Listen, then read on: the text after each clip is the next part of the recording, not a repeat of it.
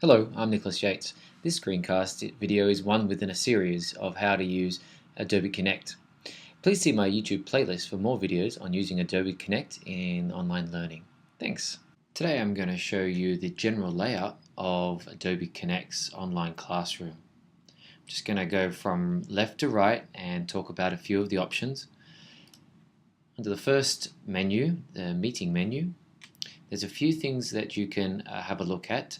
One is to invite participants. For example, if someone needs a direct link to the room, you can click this link and get a link and send it to them. You can compose an email and it will open, for example, Mail on my Mac, or maybe your default email provider, or you could simply copy and paste that link into any email. You can block guest access if the session is only for registered users.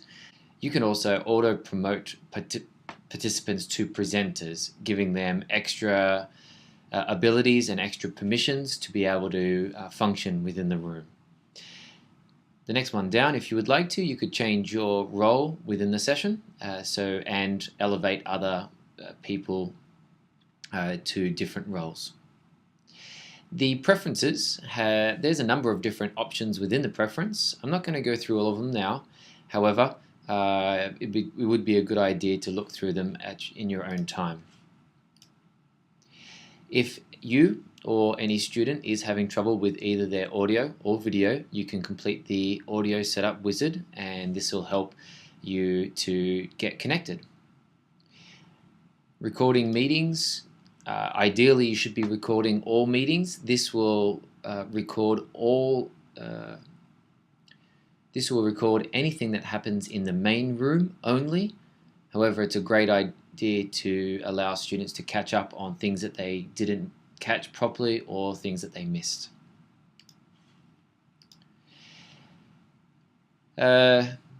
Switch to prepare mode. I'll talk about that in another video.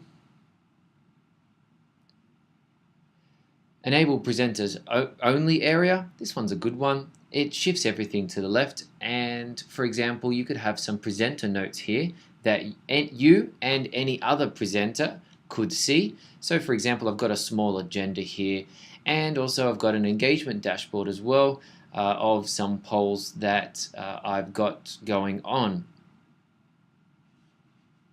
I'll close that now and click Disable Presenter Only.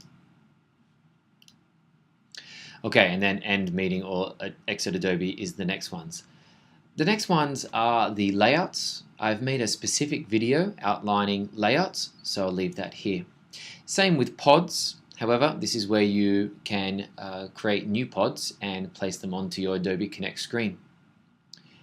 The next one is audio. I can give microphone rights to all participants. So I'm now allowing everyone to have a microphone.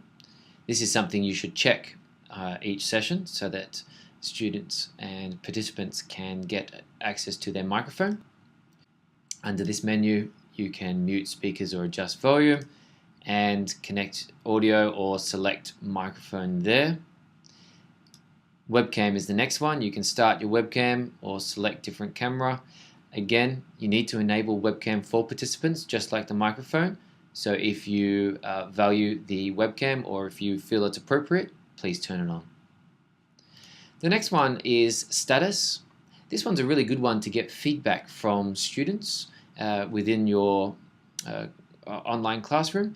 The first couple are the status icons, and these can go on permanently. So for example, I've got one student who has just raised their hand. For me, the host, I've got a little pop-up notification here, and I can see that student B has raised their hand. I can decline. For example, if you're in the middle of making an important point, you can decline and then come back to them. However, that status stays on until either you or the student turns it off. The other statuses are listed here.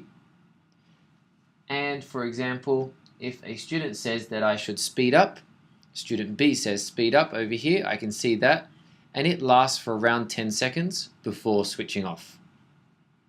You could ask specific questions like, how's the pace of my presentation?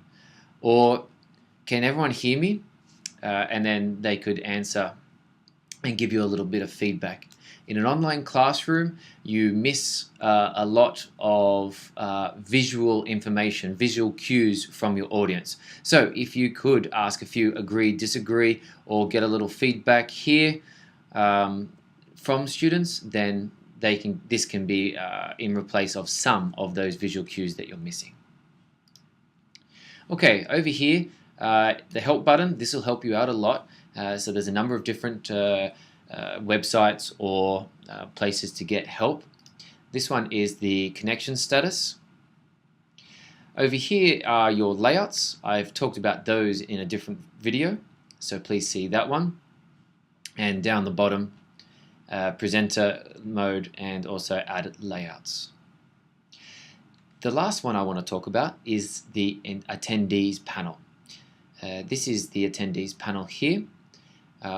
The drop-down menu allows you to see some options that you could do. Remove audio rights from all, maybe one you need from time to time. Let's hope not. You can scroll across student names, and then different options will come up. You could enable video of everyone using this button up here, or for specific students here, and only student B would get their video enabled, or other options here. At the top of the attendees panel are 3 buttons. One is the attendee view, that's the default view. On the right hand side is the status view. So if a student has written a status or pressed a status, then it would come up here. Visually you can see the number of students who are agreeing or disagreeing. Lastly is the breakout room view. I've made another video about this, so I won't talk about it here, but that's where you see the breakout room view. Thanks for viewing this video. Please leave a comment or email me for any follow-up questions.